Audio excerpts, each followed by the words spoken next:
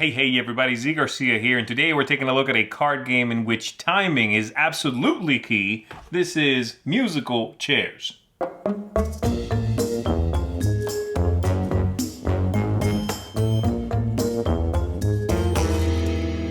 In this game, the players are going to be playing cards to a single line, and they are going to be moving around a circle of chairs, right? And once someone stops the music because they can no longer play a card, then everybody sits, and they get cards from that single line all the players have built. It's a fairly straightforward game. It's an attractive one. Let's go ahead and dive into it. I'm going to show you how it works. We'll come on back after that. I'll tell you what I think of it. So here we're going to be taking a look at a game for two players. We've gone ahead and set up. Each of us was dealt 8 cards. We've put out randomly some of these cushions. This is not all of them. And then in reverse order, we've also selected where we will begin. And I am ready to start. So to begin the game and each of the subsequent rounds, of which there are a number equal to these cushions normally, okay? To begin, I'm going to play my lowest numbered card. And so here's what a hand might look like. I've got 2 1s there. I can play either one. So I'm going to play that and begin. And then once I've done that, I play. And then I must move 1, 2, or 3 spaces clockwise. I'm going to move twice and move to there. You may go where someone else is. That's fine. And then the other player is going to go. So here are the things you can do. If you have a card that's higher than this one, then you cannot yet stop the music, which means passing, okay, like stopping the round. So this player cannot stop the music, right? They have a bunch of cards that are higher than 1. And so if you are going to continue, and you have to in this case, you would play the next highest card that you have, in this case, either one of these 2 3s, right? If they had none of those, then it would have to be the 6. This 6 here would be the smallest gap. However, you could not do that and instead play the same number. So if they had a 1, they could play a 1. Or you can play a rest, one of these in front of you, and basically skip your turn. Or you can play a repeat, which I'll show you later. And you just play that. It basically copies the last card played, all right? So again, if you can play something higher, you must continue. If you cannot, and you can play one of these other things, then it's possible you may choose to continue, right? So again, to be extra pedantic about this, if this player's hand looks like that, and they have this, they will play this or any of these 3. But they cannot choose not to play anything at all, okay? If they don't have this card, they may play any of these 3, or they can stop the music and stop the round. They're not forced to play because they don't have anything higher than this, all right? There you go. Hopefully that all makes sense. And so the player will play. They're going to play something. They're going to play one of these 3s, and they're going to move 1, 2, or 3 spaces. They'll go ahead and move 3. This is going to continue with the 2 players playing cards, moving around the space until someone chooses to or is forced to stop the music. Let's jump ahead a little bit here and show you what that looks like. All right, so both players are now done. And this player had to stop the music, so they are going to take this token to represent that. And a couple of things are going to happen, okay? So here at the end of the round, on the back of your handy-dandy cheat sheet here, it tells you what to do. The first thing that happens is we're going to move off the cushion that matches the last card played. So this is going to come off. If that one was already removed, then we just work our way backwards until we remove one of them. And this is the clock for the game, like I said. So that's the first thing. The second thing is each player is going to take all of the cards out here that match the color where they ended up, the chair they ended up in. So this player is going to take that one, that's me. And you may add from your hand any matching color cards that are lower than the highest out here of the color you're taking. I don't have any more yellow, so that's not going to matter. And this is going to be worth 3 victory points to me, okay? So I'm going to put that in my victory pile. This player is going to get the greens. They're going to get both of these. And again, they could look in their hand and see if they have any other greens that would be lower than a 7. They could score that too. They don't. So they'll just score these 2. And they'll put that in their score pile somewhere. And once that's done, then we are going to see if any players want to buy the cushions where they are, if the cushion is already removed from the central board. So I could, for example, get rid of a card. It always is a card. It's going to cost you a card. I probably wouldn't do it because this is 3 victory points, and it's the only one I have. But I could get rid of a card from my score pile to take the cushion where I ended up. Okay? Everybody can do this as long as where you are, there is one that's been removed. And if I don't buy it, which I wouldn't, it just stays there, and anybody else who ends up there at the end of an upcoming round can choose to do that. These are going to give you a variety of things. They have some victory points sometimes. This is 1 victory point. And it says plus 3 VP, victory points, for every 3 different suits you scored at the end of the game. You can do that twice because there's not enough suits to do it 3 times. So you could get at most 6 bonus victory points from that tile. All right. So again, that's something that you could do. Once that's all done, any cards that were not taken are simply discarded. Each player, starting from the player who stops the music here, may replenish their hand or could discard all of it and replenish to a brand new hand. Okay, so everybody's going to get that choice. And then we start playing again, going through the line.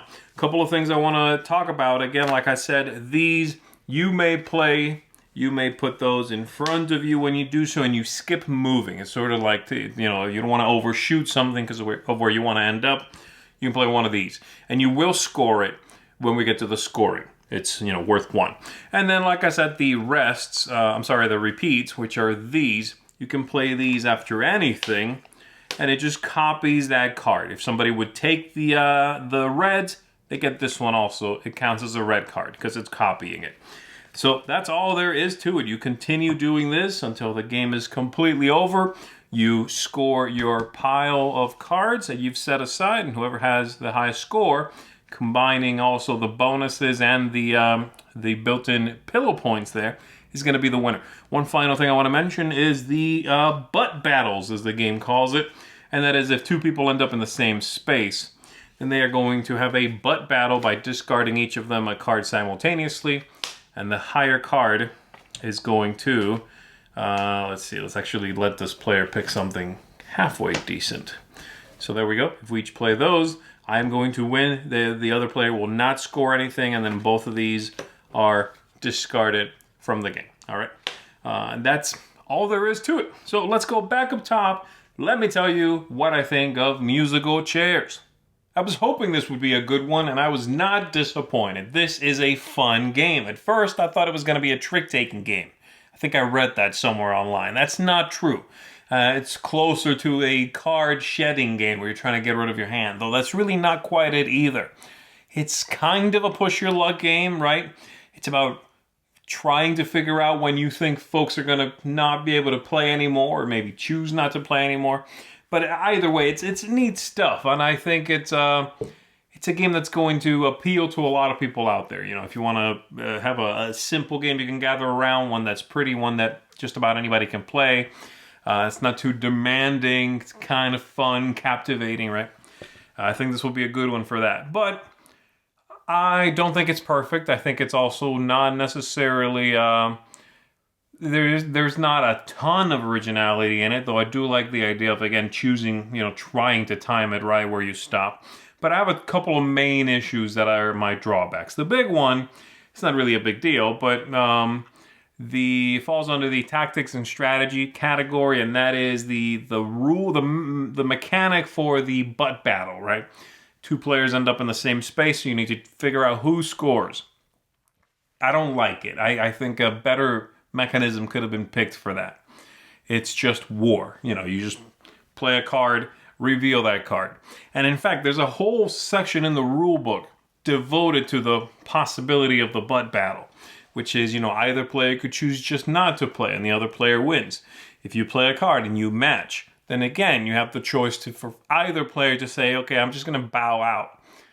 I don't like it. I wish a better rule was in place for that. Something cleaner, something without the possibility without taking up half a page in the rule book when the rule book is very simple. That's what I mean. Ultimately it's war, right? So that's the main thing I think that I don't like. Most everything else I do like. The ease of play would be the next thing. I think it's a little tricky to learn and play. I think some of the rules are a little... Just the main rule is a little strange to kind of wrap your head around. You're going to get folks the first time anyway asking you, so I cannot pass, I can pass now, I can choose to stop, that kind of thing. Not a big deal. The other thing is, I think I played this only with 2. I really like it at 2. I think I would not like it as much at 3 and by that same logic at 4.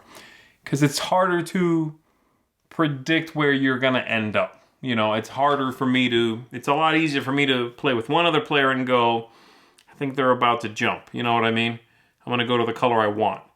If they don't, and I don't have a way to just rest, I got to move. You have to move when it's your turn. But if you're doing that for 3 people, it's kind of just... You're shooting in the dark a little bit is how that feels, you know? You're just hoping you're ending up somewhere useful. So I'm thinking that's kind of what I'm expecting there. So I like it better with 2, I believe, or you know, that's where my mind's at. But there you go. Everything else I do like. The theme I think is whimsical. I think it's cute. I like it a lot. The aesthetics, good quality cards. They're nice. I like that they're colorful. They look good. I like the silly sort of musical instrument furniture, chairs, right? The board looks nice. The pillows look nice. No problem there. The replay value, I think, is good. The pillows they give you 16, I think, and you don't use them all. There's going to be some replayability there, you know. Some are going to be in play this game that won't be there next time. Which ones you end up with is going to change the replayability. I like it. For fairly simple card game, this has good replayability. The game arc is nice because as the game goes on, which colors you want to score, which pillows you've gotten, and therefore inform you, will be different. So you are not doing the same thing at the beginning of the game as you are doing at the end because of what you've gathered throughout the game. Now, there might be rounds where you don't care. You're just hoping to score something. But, you know, if you end up with one of those pillows that says, you get a point for every different color you've scored, then you don't want pink again, you know, or you don't want blue again. You know, now I want to end up over here. And that's neat. I think it's got a nice curve to it.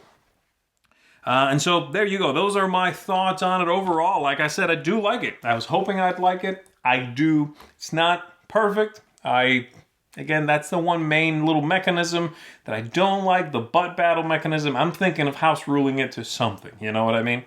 But other than that, this is nice. And this is going to get, for my bottom line, a 7.5 out of 10. It's that low because, again, I think with more, it's a little more chaotic, okay?